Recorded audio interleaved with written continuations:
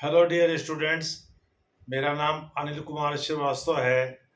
आजकल मैं घरेलू मोर्चे पर जो घटनाएं घट रही हैं उन पर वीडियो बना रहा हूं। ये सभी यूपीएससी के लिए इम्पोर्टेंट है। जैसे अगला टॉपिक ही राहुल गांधी की नागरिकता संबंधी है। हालांकि राहुल गांधी को टारगेट करके यूपीएससी तो कुछ पूछेगी नहीं। नागरिकता पर भी उसने प्रारंभिक परीक्षा और मुख्य परीक्षा में बहुत कम प्रश्न पूछे हैं, यदा कदा प्रश्न पूछे हैं। लेकिन अनुच्छेद 9(2) संबंधी प्रश्न जरूर पूछा जा सकता है। अब तो मुख्य परीक्षा की बारी है। अब तो प्रारंभिक परीक्षा हो चुका है, तो अगर मुख्य परीक्षा में नहीं पूछता है तो हो सकता है अगले साल प्रारंभिक परीक्षा में पूछे। क्योंकि यूपीएससी तो बेसिकली एक एडवाइजरी बॉडी है केंद्र सरकार की। ये सुप्रीम कोर्ट भी डी सिल्वा केस में कह चुका है कि भाई ऐसा है, यूपीएससी एक एडवाइजरी बॉडी है केंद्र सरकार की। तो इसी को ध्यान में रख करके आगे का वीडियो देखिए। आप सभी लोगों को पता है कि आजकल राहुल गांधी और तेजस्वी यादव वोट अधिकार यात्रा सीमांचल इलाके में निकाल रहे हैं बिहार के। हालांकि अब वो सीमांचल से बाहर निकल करके दरभंगा और सीतामढ़ी तक पहुंच गए हैं। लेकिन राम जानकी मंदिर में सुना है सीतामढ़ी के पूजा अर्चना भी किया है राहुल गांधी ने। लेकिन बीजेपी के जो सपोर्टर मीडिया वाले हैं, आजकल तो मीडिया वाले भी दो फाड़ बट गए हैं, एक वामपंथी मीडिया, एक राइटिस्ट मीडिया। तो जो राइटिस्ट मीडिया जो अपने आप को राष्ट्रवादी मीडिया भी कहते हैं, उनका कहना है कि भाई ऐसा है, राहुल गांधी के खिलाफ जो याचिका दायर किया गया था नागरिकता संबंधी इलाहाबाद हाई कोर्ट में, आप सभी लोग पता है कि नागरिकता संबंधी मामले हाई कोर्ट से नीचे की अदालत को सुनने का अधिकार नहीं है। तो नागरिकता संबंधी मामला सीधे हाई कोर्ट में ही जाता है। तो विघ्नेश शिशिर एक कर्नाटका के बीजेपी के ही कार्यकर्ता इलाहाबाद हाई कोर्ट में प्रैक्टिस भी करते हैं। उन्होंने ही ये याचिका दाखिल किया था इलाहाबाद हाई कोर्ट में। अब सुना गया है इलाहाबाद हाई कोर्ट ने केंद्र सरकार के गृह मंत्रालय को फटकार लगाने के बाद इसे लखनऊ पीठ को स्थानांतरित कर दिया। आपने यहाँ से मामला क्लोज कर दिया है। चूंकि आखिरी तारीख तक केंद्र सरकार जो है कोई डॉक्यूमेंट उपलब्ध कराने नाकामयाब रही थी। गृह मंत्रालय केंद्र का सुसुप्तावस्था में है। अगर ऐसा कुछ है तो इस पर क्लाउड को क्लियर करना चाहिए।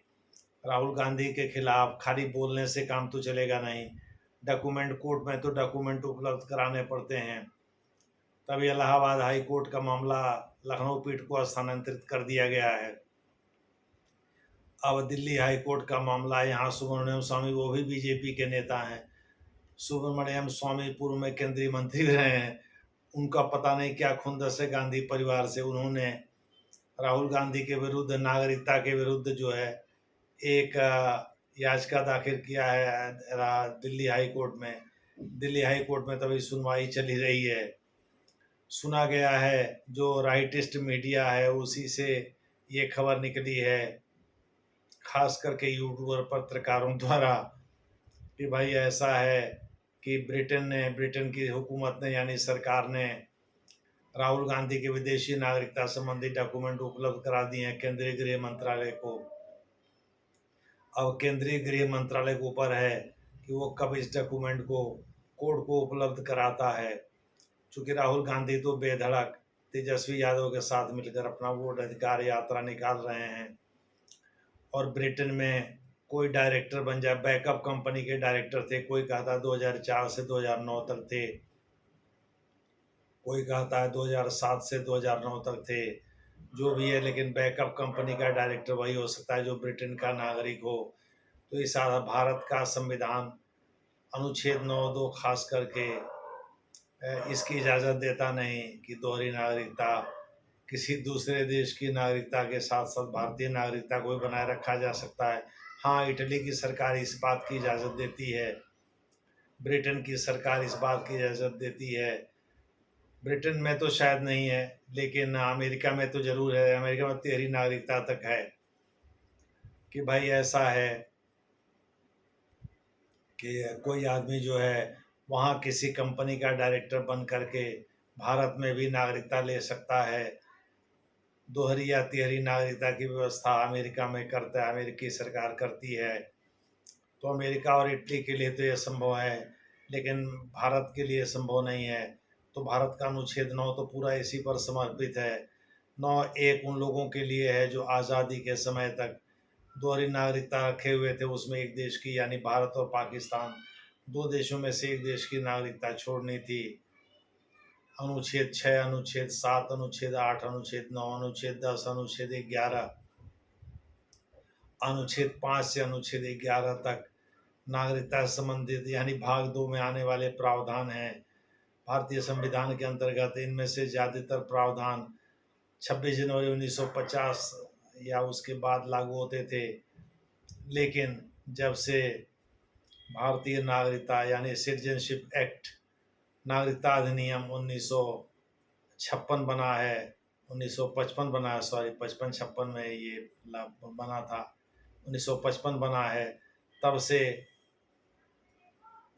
उसी के आधार पर यानी चूंकि अनुच्छेद 11 भारतीय संसद को अधिकार देता है कि वह अपने नागरिकता संबंधी व्यापक प्रावधान करने का अधिकारी है, उन्हीं अधिकारों का प्रयोग करके नागरिकता अधिनियम 1955 पारित किया था भारतीय संसद ने। उसके आधार पर ही नागरिकता देने और लेने का प्रावधान है। नागरिकता का लोप 3 तरह से होता है: बाय डेप्रिवेशन यानी हरण द्वारा, वंचन द्वारा, बाय टर्मिनेशन समाप्ति द्वारा, बाय रिनंसिएशन यानी खुद छोड़ देना। तो अगर आप दूसरे देश की नागरिकता लेते हैं और चोरी छुपे नहीं लेते हैं, डंका बजा करके, नगाड़ा बजा करके लेते हैं, तो ऐसे में आप खुद घोषणा कर सकते हैं कि आप अमुक देश की नागरिकता ग्रहण कर लिए हैं, इसीलिए आज के बाद उनको भारत का नागरिक न माना जाए।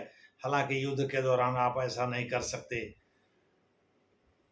इसके बाद ये है कि अगर आपने गुपचुप तरीके से दूसरे देश की नागरिकता ले ली है और भारत सरकार को पता चल गया कहीं से किसी स्रोत सोर्स से और उसके पास रिलेवेंट डॉक्यूमेंट है, तो आपके भारत की नागरिकता खत्म कर सकती है। ऐसी दशा में आप केवल उसी देश के नागरिक बन करके रह जाएंगे। जैसे दाऊद इब्राहिम है, वो चोरी छिपे कहा जाता है पाकिस्तान में रहते हैं, हालांकि उनके पिताजी भारतीय नागरिक थे। अभी उनकी भारतीय नागरिकता समाप्त नहीं की गई है।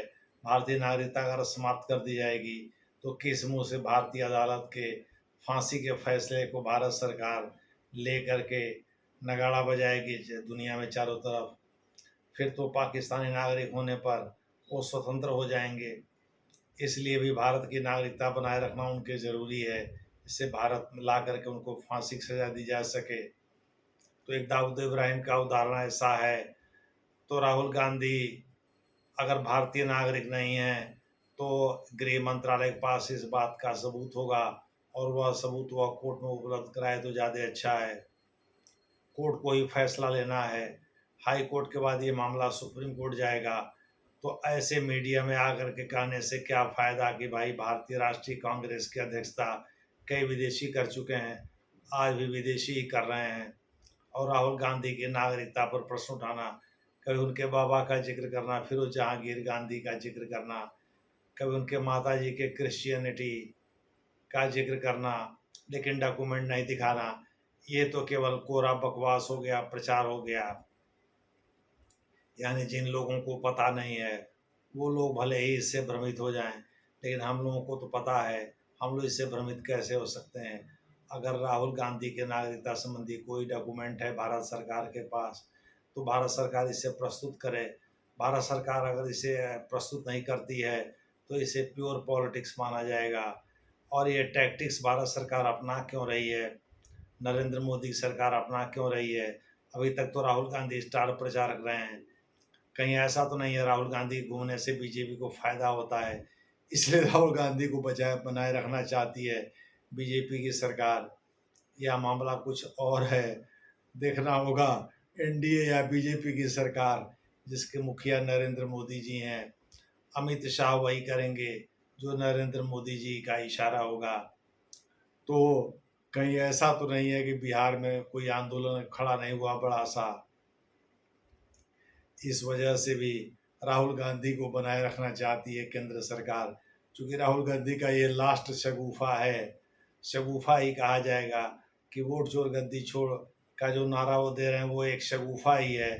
नरेंद्र मोदी तो इलेक्टेड लोगों के द्वारा इलेक्टेड हैं।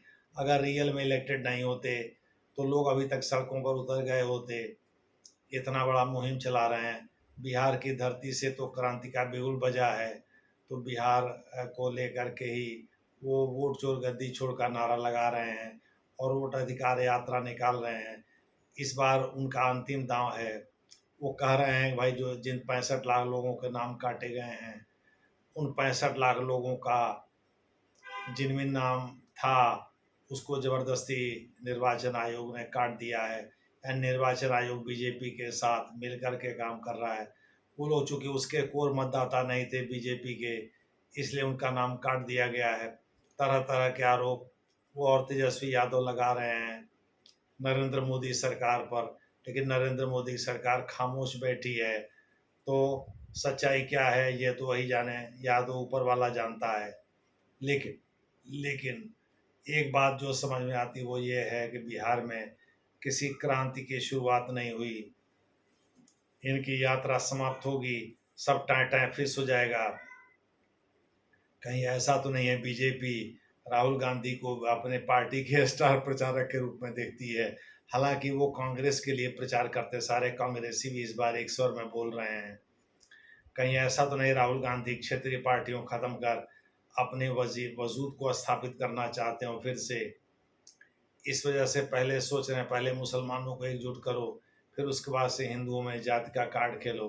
हालांकि जाति का कार्ड तो बहुत तेजी से खेल रहे थे, लेकिन बीजेपी ने उसकी हवा निकाल दी ये कह करके कि इस बार की जनगणना में जातिगत जनगणना भी होगी। तो मोटे तौर पर बीजेपी और कांग्रेस में आंख मिचौनी चल रही है। देखना है दोनों में कौन जीतता है, कौन हारता है। धन्यवाद।